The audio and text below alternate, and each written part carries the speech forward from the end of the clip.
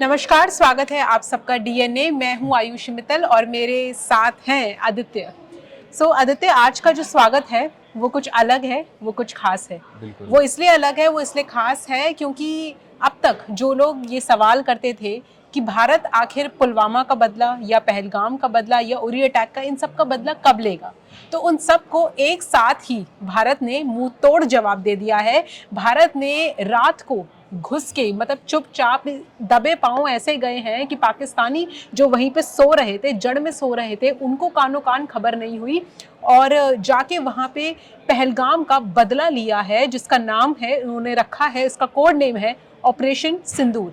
ये नाम अपने आप में एक चिन्ह है, एक सबक है। ये नाम अपने आप में दर्शाता है कि जिन माताओं का, जिन बहनों का सिंदूर जो है वो बड़ी बेरहमी से पहलगाम में उजाड़ा गया था, आज उसी सिंदूर को तिलक बना के जो हमारे इंडियन आर्मी के जवान हैं वो सरहद पार गए हैं और ये बदला लिया है।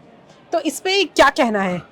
देखिए आयुषी, जैसे आपने इंट्रो में बताया कि उरी अटैक हुआ और पहलगाम में हमने रिसेंट में देखा, जो पाकिस्तानी आर्मी का जो एक रहा है, जो उनकी फितरत है, वो आतंकवाद को फैलाने की हमेशा से रही है, डे वन से ही रही है। हमने देखा कि 1947 में भी जब कश्मीर का मुद्दा था और कैसे प्रॉक्सीज को भेजा गया, कबलाइयों की तरफ से अटैक करवाया गया, तो ये तो उनका रहा है। लेकिन इस बार जो भारत का, चूंकि हमने देखा उरी के बाद भी हमने सर्जिकल स्ट्राइक किया, हमने जो पुलवामा के बाद भी बालाकोट में हमने एयर स्ट्राइक किया था, लेकिन इस बार का जो एयर स्ट्राइक है ये अब तक का मुझे लगता है लार्जेस्ट है।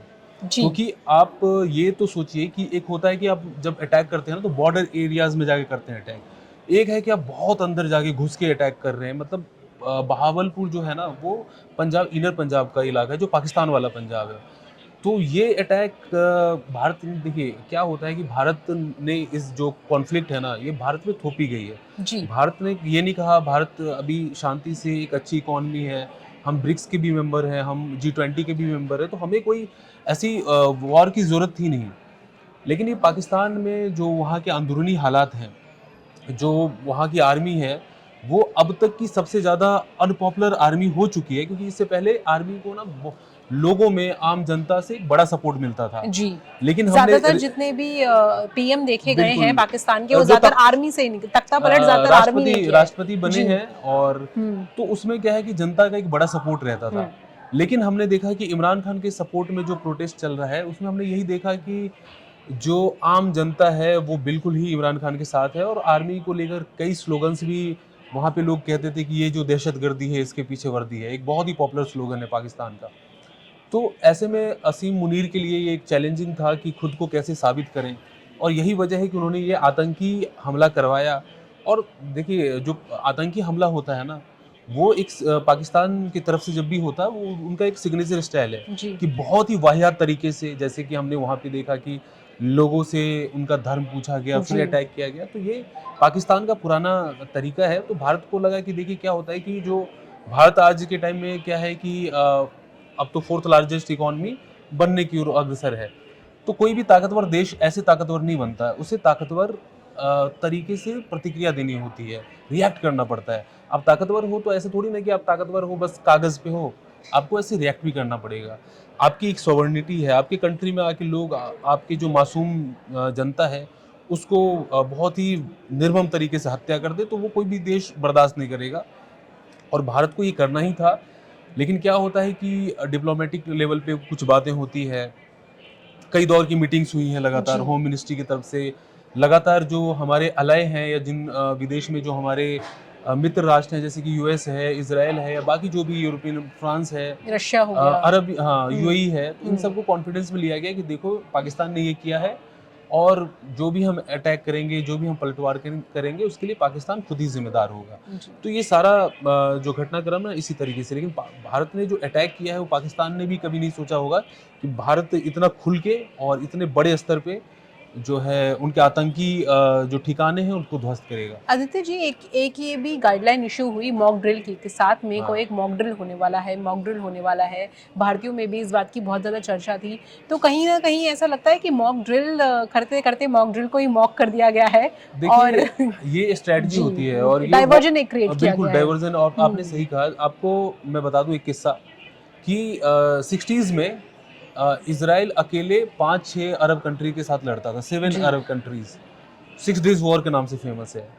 और उसने क्या किया ना कि मीडिया में जो अपनी अखबारों में आर्टिकल्स लिखवाए कि जो इजराइल की पूरी आर्मी है, तब एक कंट्री हुआ करती थी अरब में, जो इजिप्ट, इराक, सीरिया ये सब मिला के एक अलग कंट्री बनाया गया था, और बाद में वो कंट्री टूट गया। हमने देखा 2-3 अभी देश हैं, तो उनके साथ कॉन्फ्लिक्ट था। तो अखबारों में छपा कि भाई इजराइल की जो फौज है वो इजिप्ट वाले बॉर्डर पे जाएगी, जो सिनाई पेनिनसुला है। और हुआ उसके उल्टा, जो इराक वाला साइड था, जो सीरिया वाला साइड था, वहाँ पे अटैक किया गया। तो ये भारत ने भी क्या किया, मॉक ड्रिल के नाम पे कंफ्यूज किया कि भाई हम मॉक ड्रिल करेंगे। उनको लगा ये तो भाई बतौलेबाजी हो रही है, ऐसे हवाई बातें हैं। और एक हिसाब से मॉक ड्रिल अगर रिटेलिएशन होता भी है तो जनता के लिए मॉक ड्रिल ही है। बाकी जो जागरूकता वाले वीडियोस हैं वो शेयर कर दिए गए थे। तो यही है, मॉक ड्रिल एक रणनीति ही थी, आप कह सकती हैं। जी, आपने इससे पहले आपने एक और बात कही थी कि पाकिस्तान जो है, जो कि जैसे उनके आवाम बोलती है, उनकी जो आम जनता बोलती है कि ये जो दहशतगर्दी है इसके पीछे वर्दी है। तो एक्सपर्ट्स ये भी मानते हैं कि आसिम मुनीर ने ये जो अटैक हुआ है, ये जो कायराना बिल्कुल अटैक, पहलगाम का आतंकी हमला हुआ है, ये इसलिए भी हुआ है क्योंकि कहीं ना कहीं आसिम मुनीर को ये डर था कि अगर कश्मीर में टूरिज्म आएगा, कश्मीर में टेररिज्म ख़त्म हो जाएगा और कश्मीर में लोग आएंगे तो उनकी दहशतगर्दी ख़त्म हो जाएगी। देखिए, अभी जो फिलहाल मैंने भी हाल में पाकिस्तानी पत्रकार से भी बात की, ताहा सिद्दीकी से, बहुत ही अच्छा बड़ा नाम है उनका, बहुत ही निष्पक्ष पत्रकार है। उन्होंने एक बात कही कि पाकिस्तान में कश्मीर पॉलिसी तो डे वन से ही रहा है, उनको लगता है कश्मीर उनका ही होना चाहिए। और हमने देखा कि जब कबीलाइयों से पाकिस्तान ने अटैक करवाया तो जो लोकल कश्मीरीज थे वो पाकिस्तान के खिलाफ आ गए थे। शेख अब्दुल्ला उसके लीडर थे, और नेशनल कॉन्फ्रेंस जो उन दिनों उसका नाम हुआ करता था, मुस्लिम कॉन्फ्रेंस, वो सारे कार्यकर्ता आए और पाकिस्तान के खिलाफ उन्होंने हथियार उठाए थे। तो कश्मीरी जो है उनको ब्रेन वॉश करना, अपने फेवर में करना। देखिए, कश्मीर जो लोकेशन है ना, बहुत ज़्यादा रणनीतिक तौर पे भारत के लिए और पाकिस्तान के लिए बहुत महत्वपूर्ण हो जाता है। पाकिस्तान में जितनी भी नदियाँ जा रही हैं, वो सारी नदियों में से ज़्यादातर जो अधिकतर नदियाँ हैं वो कश्मीर से होके बहती है। चाहे आप इंडस रिवर की बात कर लें, चिनाब की बात करें, रावी की बात कर लें, तो उसको पता है कि जिस दिन भी वो कमज़ोर नस है, इंडिया ने अगर ये ट्रीटी को ख़त्म कर लिया तो पाकिस्तान के लिए क्राइसिस क्रिएट हो सकता है। क्योंकि आप देखिए कि पाकिस्तान का जो पंजाब है वो बिल्कुल ही फार्मर्स पे ही डिपेंडेंट है। वो पानी सारा आता है इंडस रिवर से, रावी से, झेलम से। अब वो पानी रुक जाएगा तो वो वाटर क्राइसिस की स्थिति बन जाएगी। तो वो कई सारी वजह हैं। एक तो वो कहते हैं कि भाई मुस्लिम बाहुल्य है तो इसलिए हमें चाहिए, लेकिन उसके पीछे रणनीति ये भी है। दूसरा एक जो है कि वो कश्मीर का जो इलाका है वो सेंट्रल एशिया से लगा हुआ है। तो अगर वो पाकिस्तान सोचता है कि पूरा कश्मीर उसको मिल जाता है तो उसका बड़ा फ़ायदा मिलेगा उसको भारत को घेरने के लिए। तो यही कई सारी चीज़ें हैं। और दूसरी बात जो अभी है ना कि असीम मुनीर बहुत ज़्यादा अनपॉपुलर हो गए थे, इवन कि बाजवा से भी ज़्यादा अनपॉपुलर हो गए थे। बाजवा जब वहाँ से जा रहे थे तो आपने देखा कि जब वो पेरिस में या बाहर कंट्रीज में घूम रहे थे तो जो पाकिस्तानी मूल के लोग थे और उनको देखते ही हूटिंग करना स्टार्ट कर देते थे।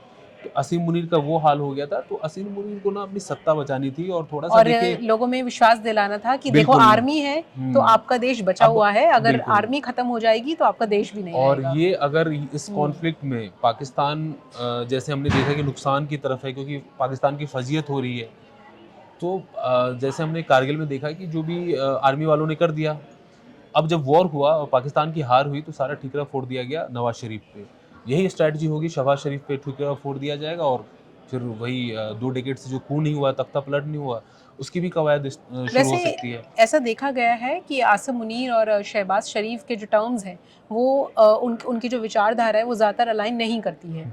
जहाँ पे एक तरफ देखा गया है कि आसिम मुनीर इसके हमेशा पक्ष में रहते हैं कि इंडिया के अगेंस्ट वॉर होनी चाहिए और ताकि जो आर्मी की रेलेवेंस है वो पाकिस्तान में बची रहे।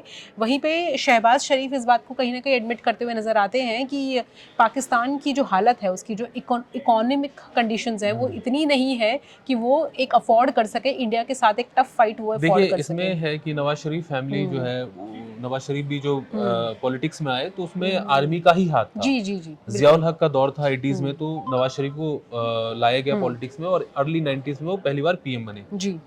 लेकिन अभी क्या है ना कि शहबाज शरीफ उस कंडीशन में है नहीं, क्योंकि अब वो पॉपुलर लीडर होते तब तो कुछ कर भी पाते। अभी बिल्कुल वो रबर स्टाम्प है, तो उनसे कोई असीम मुनीर को कोई खतरा नहीं। खतरा है तो इमरान खान से, और वो अभी जेल के भीतर है।